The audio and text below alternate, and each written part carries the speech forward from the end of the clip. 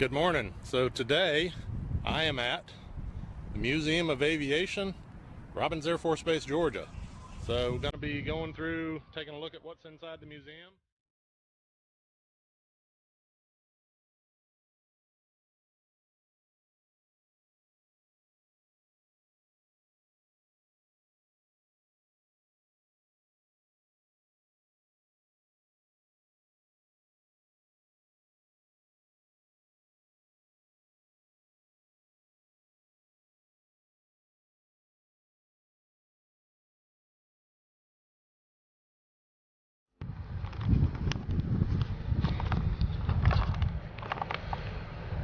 Okay, so I just left Hangar 2.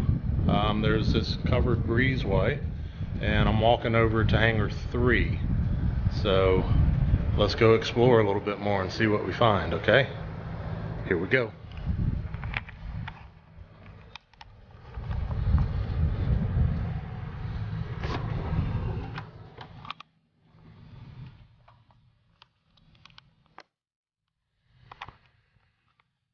Oh, wow. Right off the bat, I see a P-51. I see a really early trainer. I see a lot of radial engines. I see a B-29. I see a B-17. This is going to be a lot of fun. So let's start up top and we'll work our way back down here. Ryan PT-22 Recruit.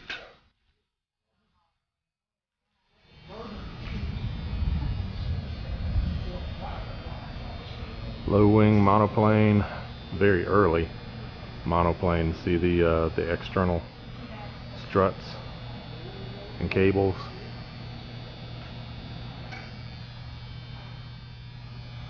Single row, multiple cylinder radial engines. So really cool.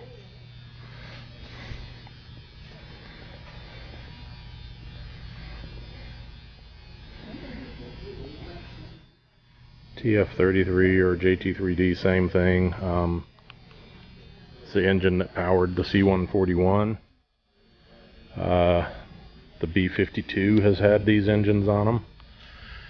And I believe that the C-9 or the DC-9 actually had a version of that engine on it. I could be wrong, but in this case I don't think that I am. But anyway, Allison J-33. This is what powered the F-80, and I think also the T-33 might have used the same engine as well. Yeah, it says it down at the bottom, Lockheed F-80 and T-33. So this is centrifugal compressor, which means that the air would come in through these grates right here, and as the rotor would spin, it would force the air out against a wall, and that's how it would compress the air. Unlike an axial flow, where the air would come in from the front and go through the compressor, and it have different stages that are being compressed until it gets back here to the combustion chamber, and then it would introduce fuel, a spark, and it would light off, and then the hot exhaust gases would go out. So that's considered axial flow because it flows from front to rear. This is considered centrifugal flow because it comes in and it gets thrown outward against the outside walls, and then it would go into the compressor chamber, or excuse me, the combustion chamber, which is right here, and then into the exhaust and out. Sorry, didn't mean to turn that into a teaching moment. So lots of the hydromechanical components, carburetors, some cutaways, radial engines, kind of showing you how everything worked, the gearbox, all the accessories, the propeller, reduction gears in the front.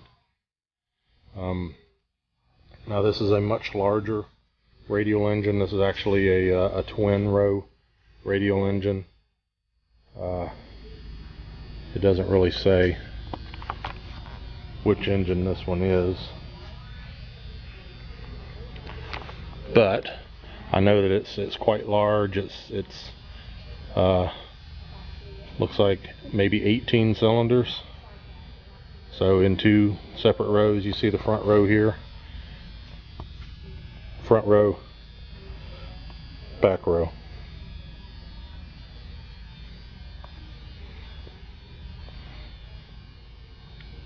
And this is also a twin row radial engine, but it's not near as massive. I'm thinking that one might be like the 3800 Cyclone. This is a 2600 Wright Cyclone engine. This is the engine that was in the B-25s right here. Honestly, I think that one over there is the engine out of the B-29s, but there's nothing there really saying so.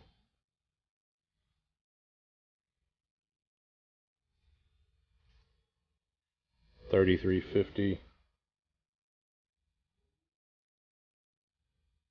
C-119, C-121, the A1 Sky Raider for the Navy. Single engine, this big massive engine was in that single seat attack aircraft. Amazing. Now this one has some of the airframe, well not airframe, but the engine mounts, the nacelles, the scoops, the doors that would allow the air to flow through, or it would restrict the air flowing through. I'm not real sure what they called those, because I'm not a prop recip kind of guy. I'm a jet engine guy, but I know that those doors are designed to let the air either flow through the cylinders and exit out, or if they were closed, it would keep the air from flowing through. Basically, it would heat up the engine a lot quicker if those doors were closed. Or if it was running hot, they'd open the doors to try and cool it off. Wasp Major 4360. Now look at this bad boy. 1 row, 2, 3, 4 rows of cylinders.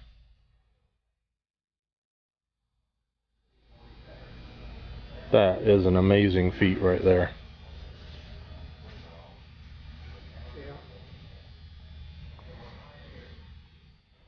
R2800 double Wasp. This is a twin row. This was out of the A26.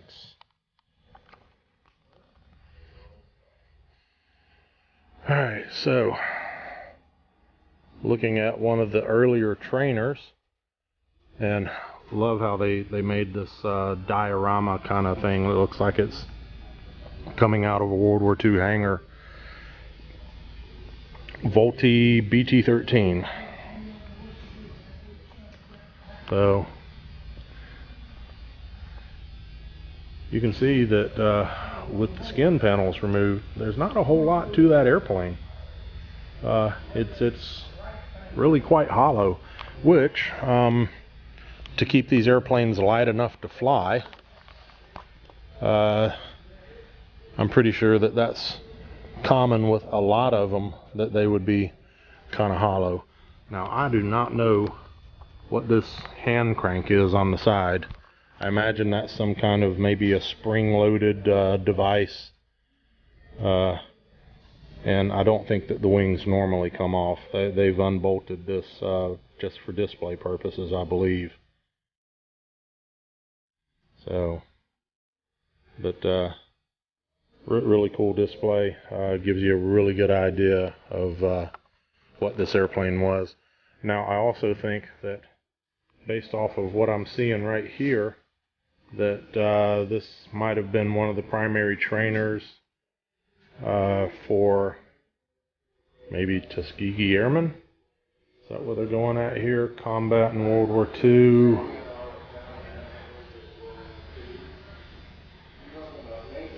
'99th Pursuit Squadron. So yeah, so this was the Red Tails flying the Mustangs, the Tuskegee Airmen. So these are some of the trainer aircraft that they might have flown when going through initial flight training, something like this, before they moved on to their P-51s. They have this video playing.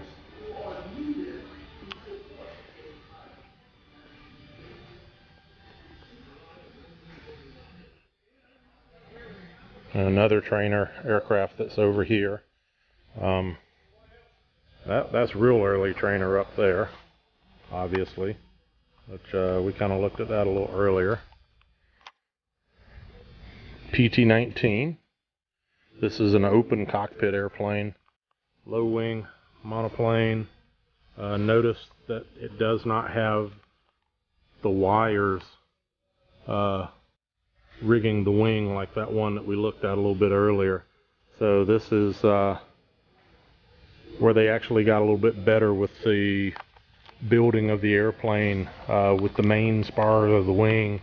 They figured out how to make the spar strong enough to where it could hold all the air loads without having the external bracing, and which actually helped the performance of the aircraft, because now you didn't have the drag of all those external wires and struts and braces, and the airplane basically would fly faster because there was a lack of or the loss of the drag. C-46 Commando, twin engine transport.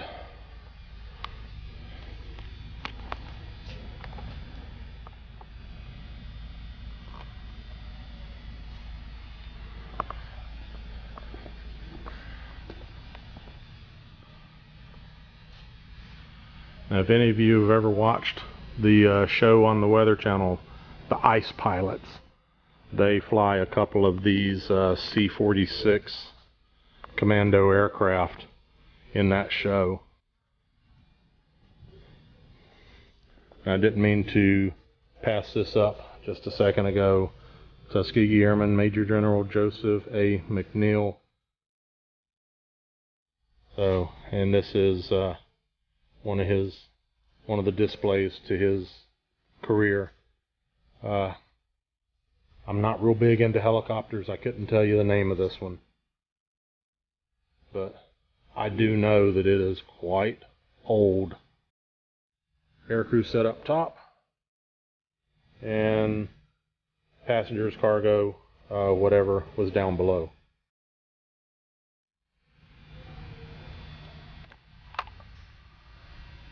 Okay, so I'm sure that some of you guys have already caught a glimpse of this. And yes, this is a B-29 Super Fortress. The wing is actually passing over the top of the C-46. There's the wing tip out there. Okay. Outboard number 4 engine, number 3 engine.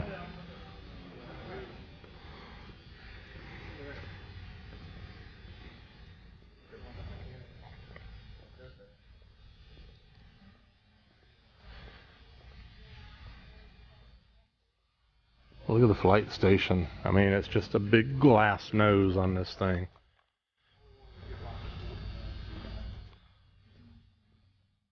Look at the size of the bomb bay. This is the kind of aircraft that dropped the nuclear bombs on Japan during World War II. Not the aircraft, but the kind of aircraft. So you needed something big to carry that bad boy.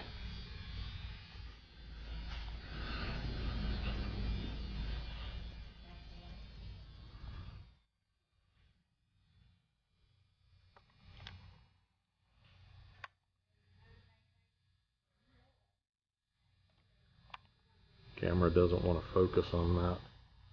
But the lighting in here is actually not all that great. So anyway, engines, wingspan. This is a huge airplane.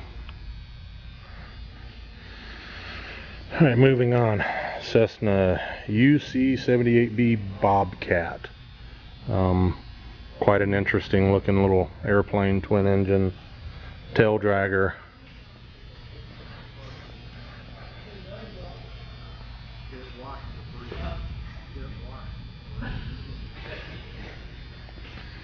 $110-gallon drop tank. This is on the P-51. Now look at that. That is the business end of a P-51. That Merlin Rolls-Royce engine. Wow. And we're talking back in the 1940s, alright? V12, 4 valves per cylinder, fuel injected, alright? All twin cams, overhead twin cams, just, you know, all of the major performance features that you would find in a car back in the late 80s, early 90s. They were doing this in the airplanes back in the 40s.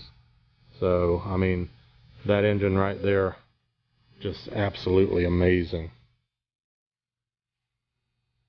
The P-51 is a really cool story if you want to do some research on it. The development of it, how it kind of progressed. It was modified, and it ended up being what some people will argue as the best piston engine fighter ever.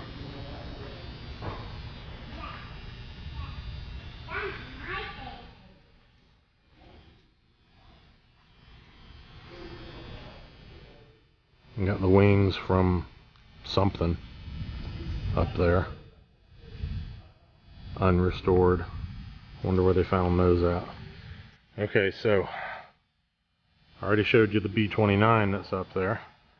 They have a B-29 forward fuselage sitting here, basically at eye level, where you can kind of see inside, see what's going on. You have your bomb sight right here in the front. I want to say that that would be the Norton bomb sight. Some controls in the backpack there. The pilot would have sat on the left. Co-pilot would have sat on the right. You can see the top of this control yoke there, from where they would actually fly the airplane. So the bombardier would be up here in the front, and he would have the best view of anybody on board. So I could only imagine what that would be like to fly. B-17 Flying Fortress. Now, this aircraft was actually moved here from another museum facility several years ago. I remember reading about it coming in by truck. They had the fuselage on, they had taken the tail off, took the wings off, they had the fuselage on a flatbed. It was coming down the interstate. But they have since been restoring this airplane. They do not have the engines on it yet. But if I recall, this airplane was sitting outside at the other facility, the other museum. So it was beaten down pretty bad by the weather. So, like I said, they're taking their time and doing a full restoration on this airplane. So, what I see so far really looks amazing. I mean, I can only imagine that once they get this airplane completely restored, that it is going to be an amazing display.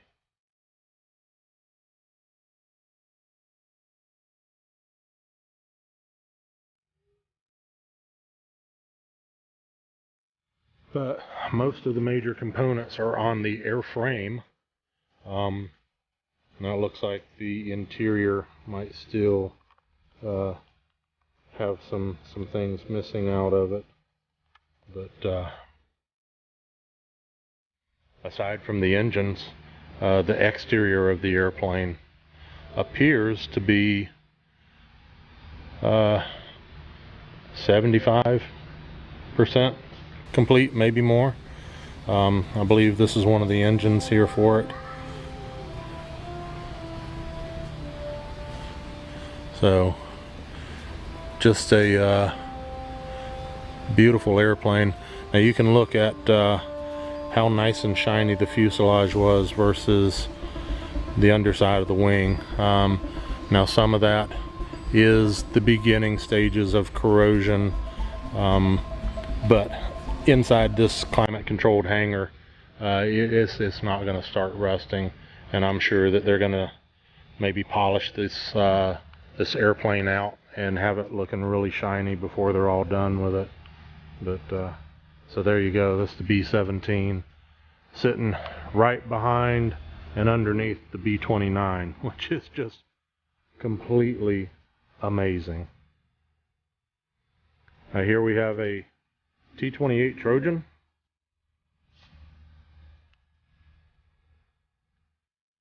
This was a trainer aircraft used by the Air Force. The Navy actually had a version of it. One of the big distinct differences between the Air Force and the Navy version was the Air Force version did not have a tail hook underneath it. The Navy version did. And I think the Navy version also had 3-bladed props. Of course, that was a later version of the airplane too, so a little bit more advanced. But T-28, pretty cool 2-seat trainer aircraft. Engine from a Sabreliner sitting there. Now, I was talking to you about the T-38, or excuse me, the T-33 earlier, and I told you that it had been, developed from the F-80 or the P-80. Here you go, F-80. You can see the guns bristling up in the nose. Yeah, 6 machine guns. But if you remember looking at the T-33, the shape of the intakes, the shape of the fuselage, the landing gear, the short landing gear. You remember that? It was really short. It had the pod underneath the back of the fuselage. This is a single cockpit, where the T-33 was a dual cockpit. But all in all, this is the same basic airframe. The wing shape, the tail planes, everything is still pretty much the same. They just lengthened the fuselage a little bit, added a second seat into it, and they took the guns out. So that was a big difference between the F-80, P-80, and the T-33. Helicopter. Very strange looking helicopter. 2 main rotors, one forward, one aft. This design has been used several times over the years, and it worked really well. But I think this is quite interesting how the main body fuselage of this helicopter is bent in the middle, and I think that was to get the other rotor up higher than this one, so that so they wouldn't hit each other. So at least that's my take on it. I don't know if that's exact or not, but we have several old, and these look like noses off of an A-26, possibly. You have a clear nose, and then you have another one, and I think this is an A-26 also, but this is a solid metal nose. Now these might not be for the same airplane, I don't know. But the reason why I say A-26 is because they're sitting right here next to an A-26. Invader, I think was the what this plane was called. But I always liked the way it looked. It had a really slender, narrow fuselage, twin engines, big beefy propellers. Like I said, nice slender looking fuselage. So it looked nice. It was visually appealing, in my opinion. They have a gun turret out of the B-25J.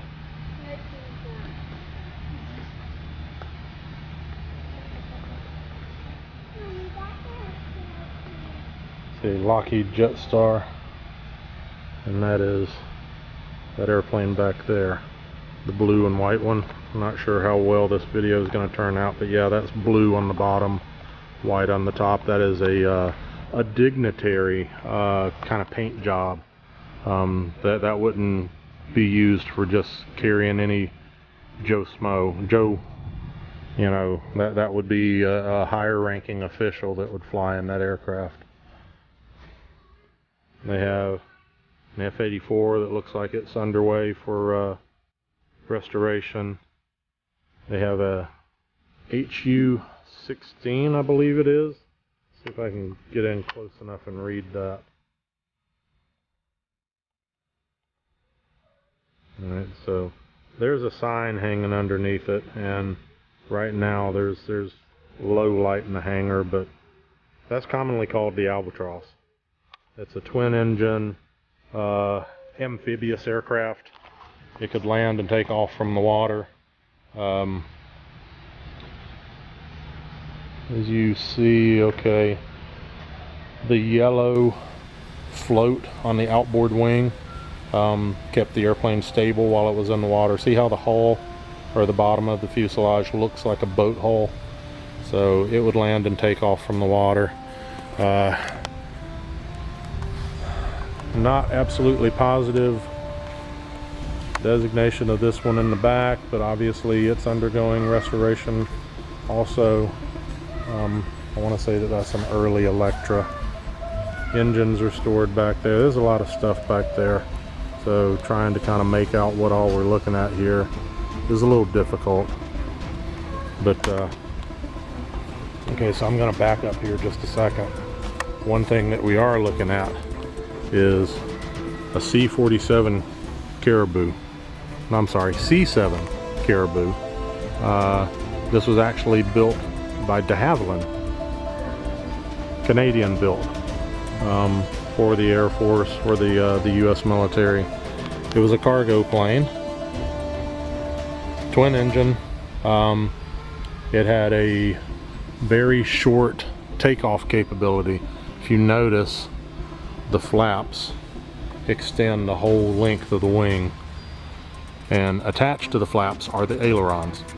So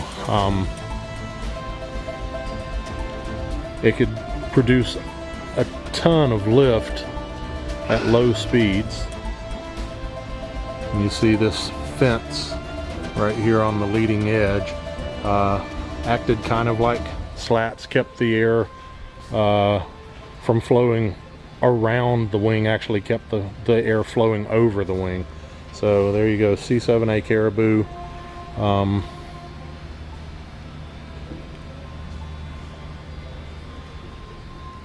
Really neat airplane to watch. Even a neater airplane to watch fly. When trimmed up and cleaned up, it could move through the air pretty quick. But when the flaps are down and the gear was down, this thing it looked like it was floating in the air. So like I said, it was really neat to watch this airplane if you've ever gotten the chance to see it in action. Now up above us is a C-47. Now this particular display that we're looking at, fixing to go through, is kind of a memorial to the D-Day invasion. This airplane is wearing D-Day invasion stripes. The big thing about the C-47 during D-Day was they dropped paratroopers and they towed gliders. And this is representing Rommel's asparagus. I'm not sure if you can see that or not. But these posts, and on top of the posts they have explosive devices. So it was supposed to deter these gliders from coming into Normandy during World War II, back during D-Day. And they actually have this glider front end kind of sticking through what appears to be a hedgerow. kind of give you a feeling of, you know, this is what it would have looked like, you know, to go out there and see the remains of these things. So really neat. You can see the C-47 paratrooper jumping outside door. C-47 was known as the Dakota. So just a really great airplane. It was based off of the DC-3, military version of the DC-3.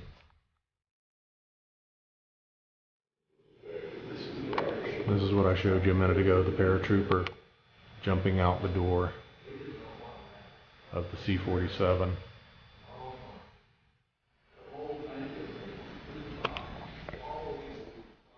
Look at this guy. Does he look scared or what? All these cardboard cutouts. This guy looks like he used to be a pastor of ours, friend. Of course, this guy in the middle, he just looks surprised. I don't know what's going on with him.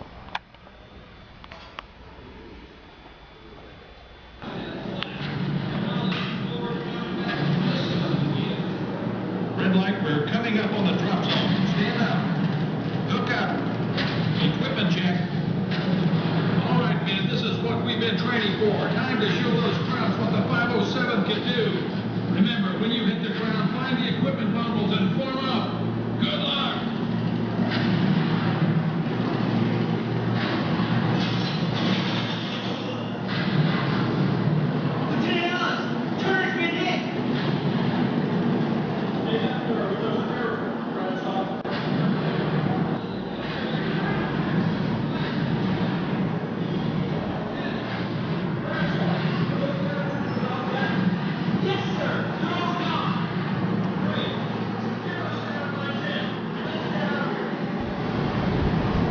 Okay, so there we have it, Hangar 3.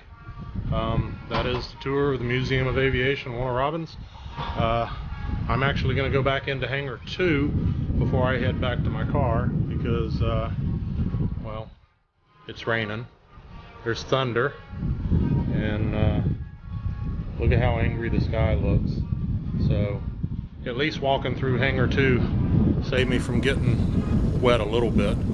But still quite a ways from Hangar 2 up to the main building up there. So this is going to be a fun way to end a fun day, actually. So anyway, plus it's air conditioned in here, so one last walk through the air conditioning shouldn't really hurt me too much. So I really do hope that you've enjoyed this look at the Museum of Aviation. Looking at the displays that they have out here. Sorry that I'm not the best tour guide. A lot of these aircraft, like I said, I was in the U.S. Navy. I did my career 24 years in the Navy aviation. So a lot of these planes, although not foreign to me, I don't know the intricate details of some of these aircraft like I do some of the Navy planes. But with that being said, I really do hope that you enjoyed your tour. If you ever get down to the Middle Georgia area and you have time, I encourage you, stop at the museum, go through it, see everything for yourself, and if you feel compelled, I know that they operate basically under grants and donations. So, not really trying to give them a plug. All right, let's get down to it. Yeah, really, I'm trying to give them a plug. So, you know, if you ever get the chance to come down here, stop in and see them. If you feel compelled, drop a little money in the donation jars. Really great museum, great way to spend the afternoon.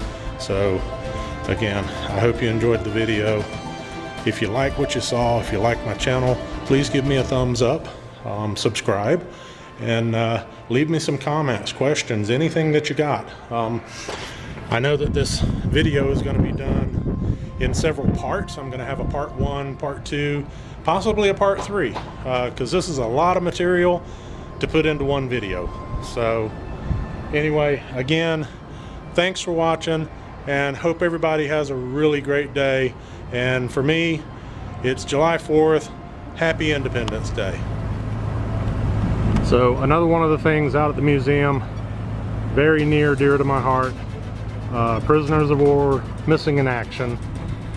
This is a memorial to those who have gone before and have paid the ultimate price. It's kind of one of the reasons why we celebrate the day today, Independence Day. It ties into our history of the nation, what we stand for, our ideals. So this is a nice memorial where they cover all the branches of all the services.